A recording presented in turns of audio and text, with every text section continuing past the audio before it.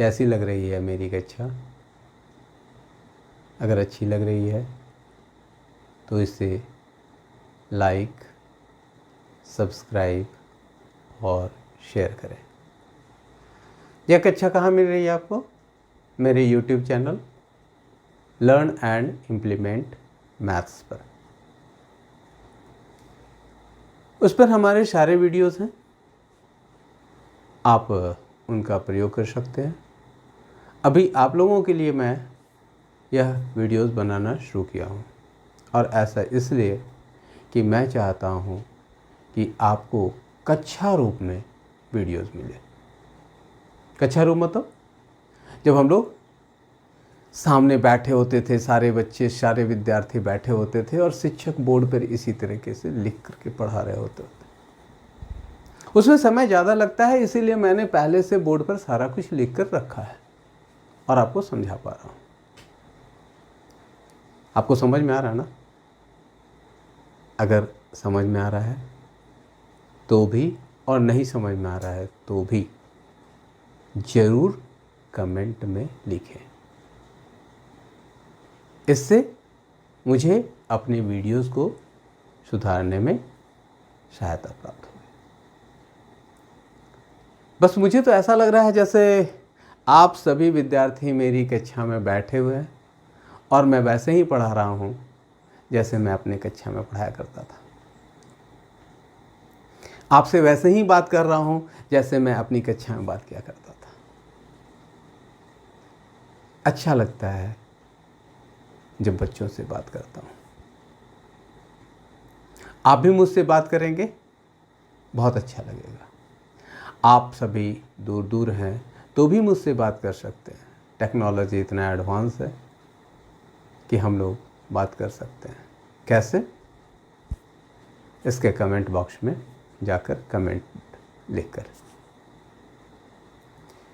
ठीक है, मैं क्वेश्चन नंबर 3 प्रश्नावली 1.2 पर आ रहा हूँ।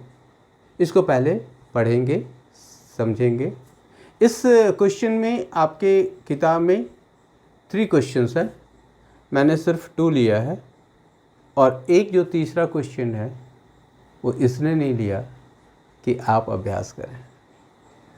और उस क्वेश्चन का सबसे आसान क्या है कि तीनों की तीनों जो दी हुई संख्याएं हैं वो अभाज्य संख्याएं हैं। इसके लिए उसका HCF क्या होगा?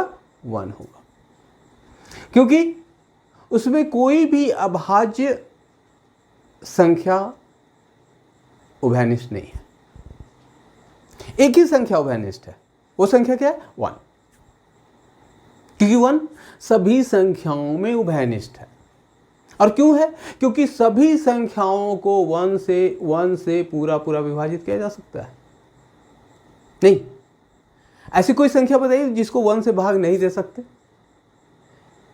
कोई ऐसी संख्या है? और किसी संख्या को जब 1 से भाग देते हैं तो उत्तर क्या आता है? वही संख्या ना, संख्या स्वयं। 5 को 1 से भाग दीजिए 5, 5005 को 1 से भाग दीजिए 5005। किसी भी संख्या को 1 से भाग देने पर वह संख्या स्वयं प्राप्त होती है। कहाँ? भागफल के रूप में। और शेषफल क्या होता है? 0 होता है, 0 होता है। इसीलिए मैंने उस प्रश्न को छोड़ दिया। तो उसका HCF 1 है, और LCM क्या है? तो LCM, चूंकि उसमें कोई अभाज्य संख्या उभयनिष्ठ नहीं है, इसलिए उसका सीधा सा LCM क्या हो जाएगा? संख्या का गुणनफल। मतलब तीनों संख्याओं को गुना कर देंगे, जो आएगा वही उत्तर होगा LCM के रूप में। ठीक है, चलिए तो हम लोग प्रश्न पढ़ते हैं। अभाज्य गुणनखंडन विधि द्वारा निम्नलिखित पूर्णांकों के HCF और LCM ज्ञात कीजिए।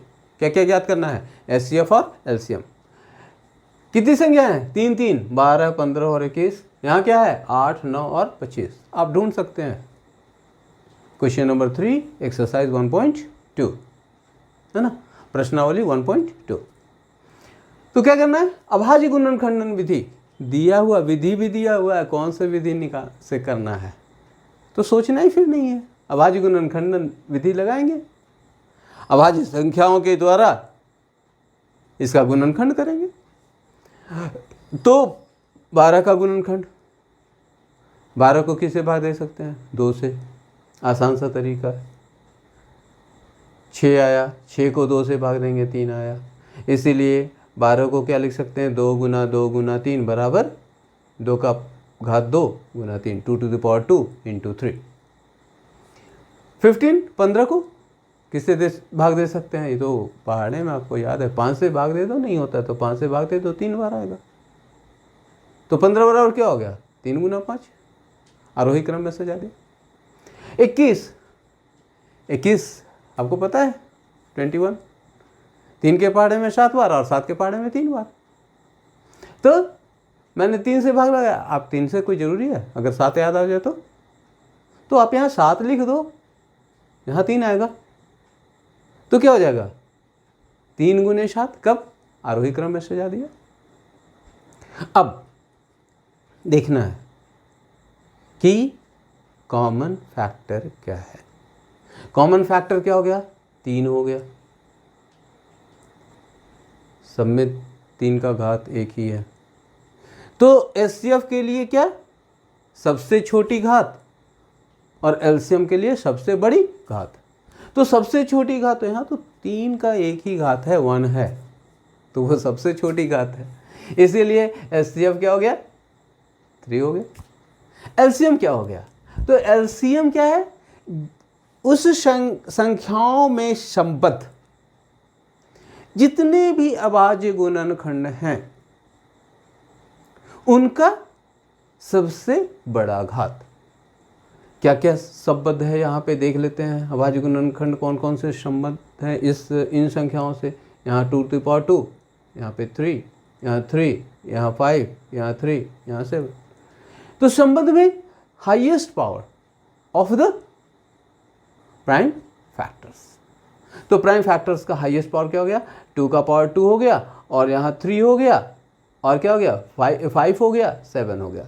तो 2 to the power 2 into 3 into 5 into 7, 5 या 15, 15 चौ 60, और 60 गुना 7, 7 छक 42, 420।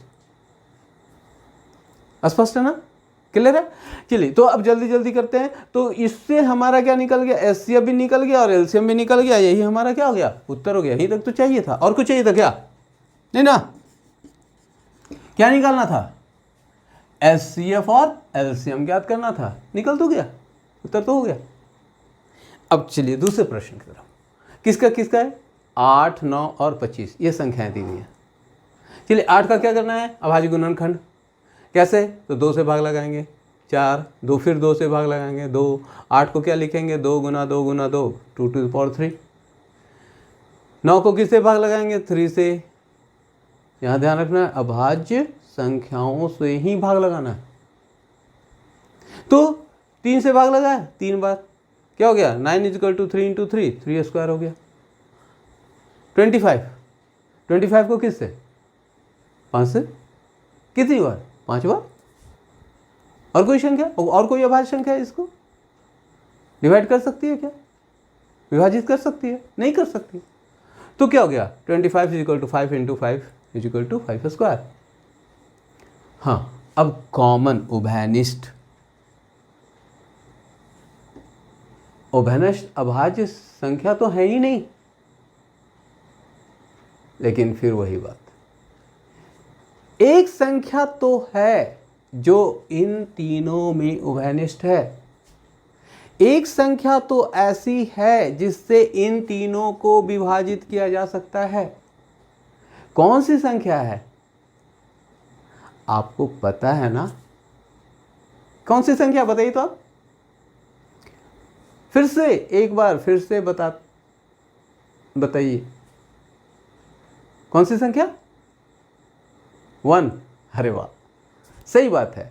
1 ही वह संख्या है जो सभी संख्याओं को विभाजित कर देती है।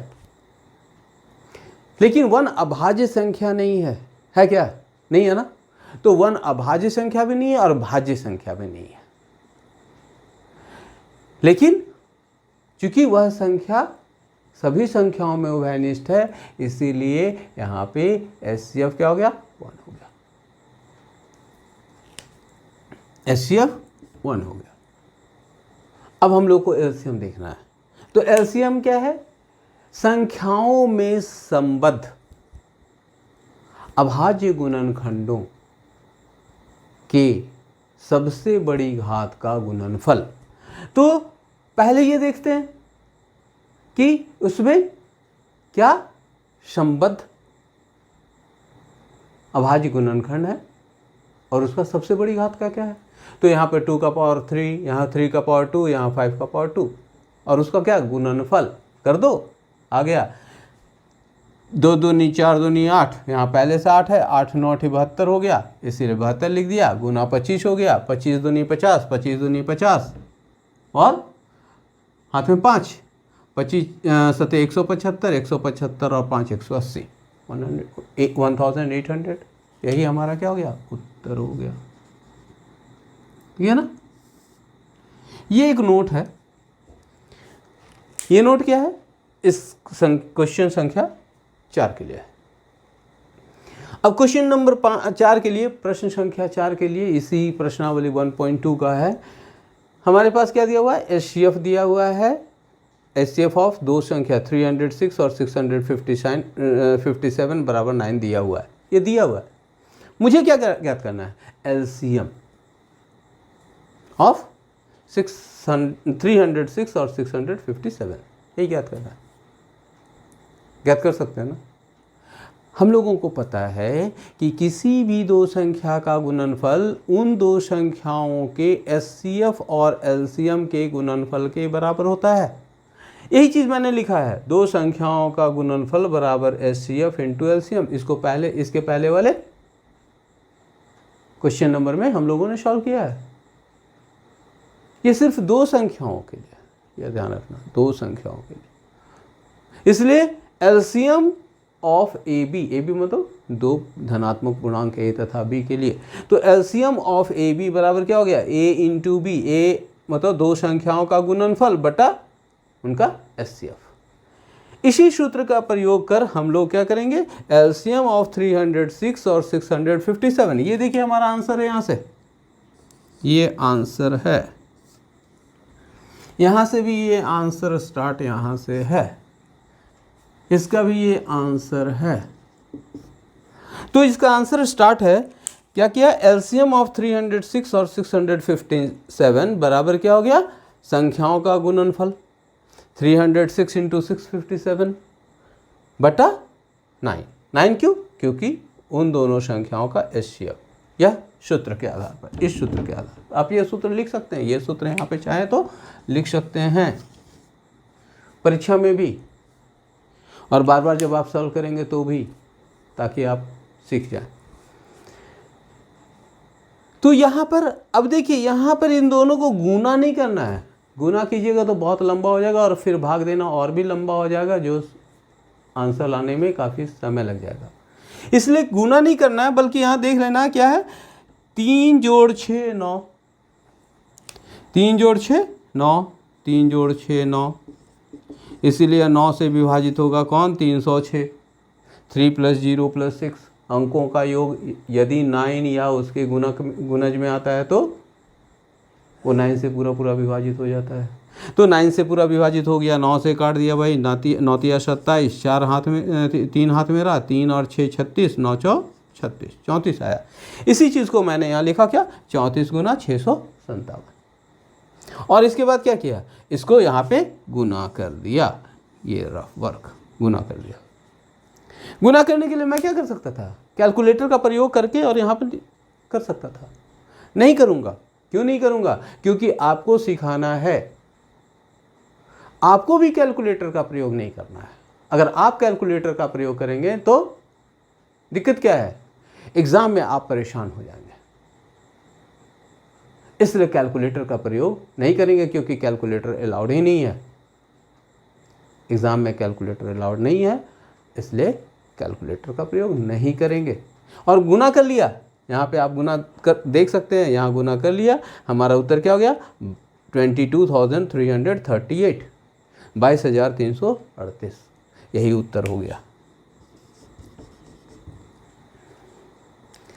अगर कहीं नहीं समझ में आया तो क्या करेंगे? वीडियो को पॉज करेंगे वहाँ रुक करके उसको देख लेंगे और देख करके फिर से मेरी बातों को सुनेंगे और आसानी से समझ जाएंगे, है ना।